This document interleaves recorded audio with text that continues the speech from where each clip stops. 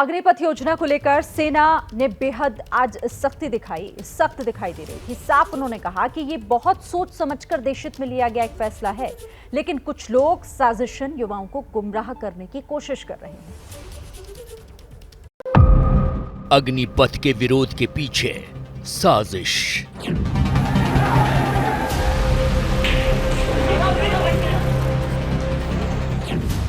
Coaching centres पर सेना का इल्जाम।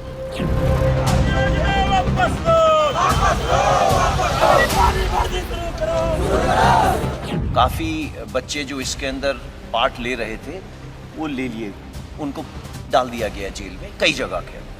अब इनको उकसारा कौन था? दो किस्म के लोग थे, एक इनमिकल एलिमेंट्स, दूसरे कोचिंग इंस्टीट्यूशन जो चला रहे थे। साथ ही सेना की तरफ से दो टूक कह दिया गया है कि बहकावे में आकर जिन युवाओं ने हिंसा का रास्ता अपनाया, उन्हें सेना में अब हरगिज जगह नहीं मिलने वाली। जो हमारे साथ अग्निवीर स्कीम में जुड़ना चाहता है वो अपना सर्टिफिकेट देगा, प्लेज करेगा कि उसने ना तो किसी प्रोटेस्ट में हिस्सा लिया है, ना ही किसी तोड़फोड़ में हिस्सा लिया है। ये प्रावधान करा गया है। एंड आप सबको मालूम है आजकल कहीं पे भी फोटो खींचेगी और वो आधार कार्ड के साथ जुड़ेगी, पुलिस वेरिफिकेशन इज 100%। कोई नहीं आ सकता फौज में विदाउट पुलिस वेरिफिकेशन। उसकी वो चिल्का, जैसे सर ने बोला था पहुंचेंगे, वो नहीं पहुंच सकते चिल्का। अगर वो ट्रेनिंग सेंटर्स हैं आर्मी के, वो नहीं पहुंच सकते वहां पे। तो ये प्रावधान कर दिए गए हैं। अग्निपथ को लेकर कोचिंग सेंटर्स की भूमिका पर इसलिए सवाल उठ रहे हैं क्योंकि चाहे यूपी हो या बिहार या राजस्थान या तेलंगाना, हर जगह जांच में पुलिस को हिंसा के बीच कोचिंग सेंटर्स की भूमिका के सबूत मिले हैं। अब इन्हें देख लीजिए। ये हैं अबुला सुब्बाराव। ये सिकंदराबाद में साई डिफेंस एकेडमी नाम से कोचिंग सेंटर्स चलाते हैं, जहां सेना में भर्ती की तैयारी कराई जाती है। आरोप है कि अग्निपथ योजना के ऐलान के बाद सुब्बाराव ने हकीमपेट आर्मी सोल्जर्स नाम से व्हाट्सएप ग्रुप बनाकर युवाओं को प्रदर्शन के लिए उकसाया, जिसके बाद सिकंदराबाद रेलवे स्टेशन पर भारी हिंसा हुई।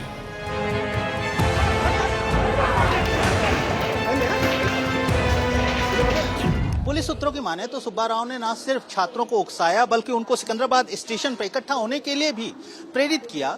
सुब्बाराव ने अन्य जो लॉजिस्टिक्स थी उपद्रवियों को वो भी प्रदान की।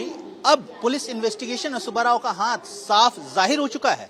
वहीं रेलवे की माने तो इस पूरे घटनाक्रम में, पूरे उपद्रव में करीब 20 करोड़ की संपत्ति का नुकसान हुआ है।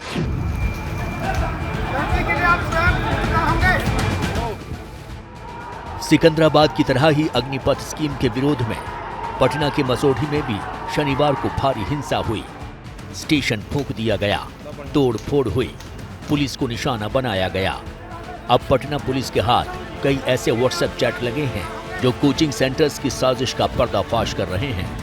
इसी आधार पर 4 कोचिंग सेंटर्स के खिलाफ केस कर दिया गया है। नहीं, ये अभी मसौढ़ी के ही हैं और हाँ, मसौढ़ी के ही हैं, जिसमें से 3 की भूमिका सीधे सीधे पाई गई है। इसमें आपका आरक्षण कोचिंग संस्थान एक है मसौढ़ी में, और डीडीएस कोचिंग संस्थान है, यथार्थ कोचिंग संस्थान है। इन लोगों की भूमिका वहाँ पाई गई है और बहुत सीधे सीधे पाई गई है। बाकी जो कोचिंग संस्थान हैं उनका अभी नाम हम लोग इसलिए नहीं ले रहे हैं कि अभी हम लोग सत्यापन कर रहे हैं। जो भी डिटेल्स हम लोगों को मिले हैं, सत्यापन में अगर किसी की भूमिका पाई जाती है हिंसक गतिविधि में, आगजनी में, तोड़फोड़ में, उनके विरुद्ध भी हम लोग कड़ी कार्रवाई करेंगे। राजस्थान के सीकर में भी शनिवार को हुई हिंसा में सहयोग भाविया नाम के कोचिंग संचालक की गिरफ्तारी हुई है। प्रदर्शनकारियों के खिलाफ करीब 7 मुकदमे दर्ज किए गए और 17 व्यक्तियों को हमने गिरफ्तार किया था कल। आज न्यायालय ने उनको जेसी किया है, नीम का थाना जेल में भिजवाया है उनको। बाकी जो प्रदर्शनकारी हैं उनको वीडियो फुटेज के आधार पर हम आइडेंटिफाई कर रहे हैं और सभी मुकदमों में सख्त कार्रवाई इनके खिलाफ की जाएगी। अग्निपथ स्कीम के विरोध में हुई हिंसा को लेकर यूपी में भी कोचिंग संचालकों की धरपकड़ हो रही है। आगरा समेत कई जिलों में एहतियातन कोचिंग सेंटर्स को बंद कर दिया गया है। अलीगढ़ में तो 9 कोचिंग संचालक समेत 35 लोग गिरफ्तार किए गए हैं। अब पुलिस इनके खिलाफ और सबूत जुटा रही है। सोशल मीडिया के जो ग्रुप्स थे उनको भी चेक किया गया। इसमें जो कोचिंग संचालक थे, 9 कोचिंग संचालक को आज जेल भेजा गया है। इनके द्वारा जो इन अराजक तत्वों को वहाँ पे भड़काया गया और जो एस्पिरेंट्स थे उनके मध्य उनको वहाँ पर ये इस सब तरह की घटनाएं करने के लिए उकसाया भी गया था। इसी तरह जो सोशल मीडिया के जो लोग थे उनको भी चिन्हित किया गया और ऐसे लोगों को भी गिरफ्तार किया गया है। अग्निपथ योजना के खिलाफ ग्वालियर में भड़की हिंसा मामले में मोबाइल फोन्स और सीसीटीवी फुटेज ने साजिश की परतें खोल दी हैं। पकड़े गए युवाओं के मोबाइल की पड़ताल में पता चला कि सेना और पुलिस भर्ती की तैयारी कराने वाले कोचिंग के फिजिकल ट्रेनर मनोज सिंह परमार उर्फ फौजी भड़काऊ भाषण देकर युवाओं को हिंसा के लिए उकसाया था। आरोप ये भी है कि परमार ने गोला का मंदिर चौराहे से शुरू हुए उग्र प्रदर्शन और आगजनी की घटना का सोशल मीडिया प्लेटफॉर्म पर लाइव टेलीकास्ट किया। ऐसे 50 से ज़्यादा कोचिंग यहाँ पे चल रहे हैं, लेकिन अभी 5-6 लोगों की सीधी संलिप्तता सामने आई। क्या सोशल मीडिया पे उन्होंने कहा सब लोग इकट्ठे हो जाओ, थानों में आग लगा दो, कलेक्ट्रेट को फूंक दो, चुनाव बाधित कर दो, इस टाइप के मैसेज चलाएं। मनोज सिंह परमार फिलहाल फरार है। ग्वालियर पुलिस ने इस पर 5,000 रुपए का इनाम भी रख दिया है। यही नहीं, हिंसा भड़काने के आरोप में ग्वालियर पुलिस ने 5 कोचिंग संचालकों के खिलाफ एफआईआर दर्ज की है, जिसमें से हेमंत कुशवाहा नाम का आरोपी पकड़ा जा चुका है।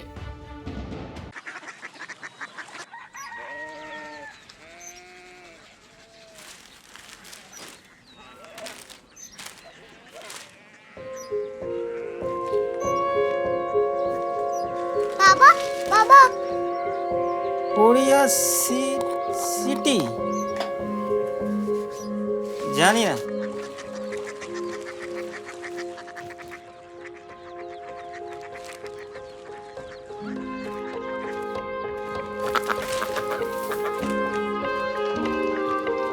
Korea city.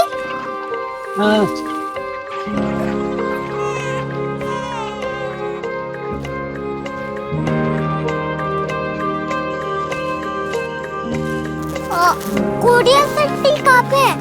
शहर अंग्रेजी लगे हैं।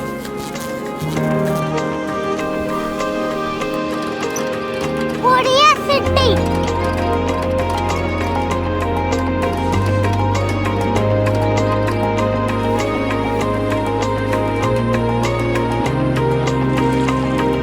वो बहुत दूर है।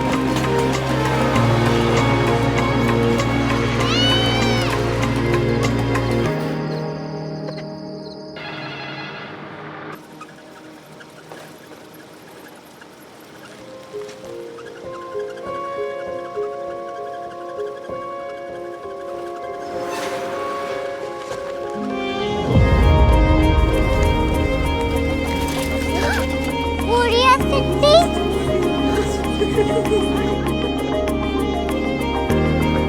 दुनिया कुछ लोग बड़े होते हैं। कोरिया सिटी कहाँ है? प्रोफेसर साहब को पता होगा। हो, ये छोटा वाला ग्लोब लगता है और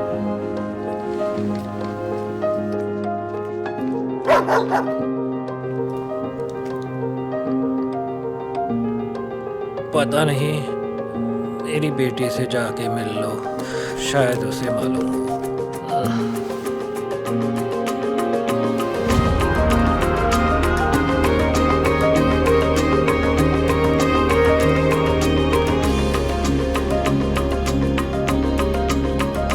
हाय, बाबा ने भेजा है। Come here. Korea city. Korea city नहीं, क्यूरियोसिटी। वो क्या? That's what brought you here? जो तुम्हें यहाँ तक ले आया। क्यूरियोसिटी।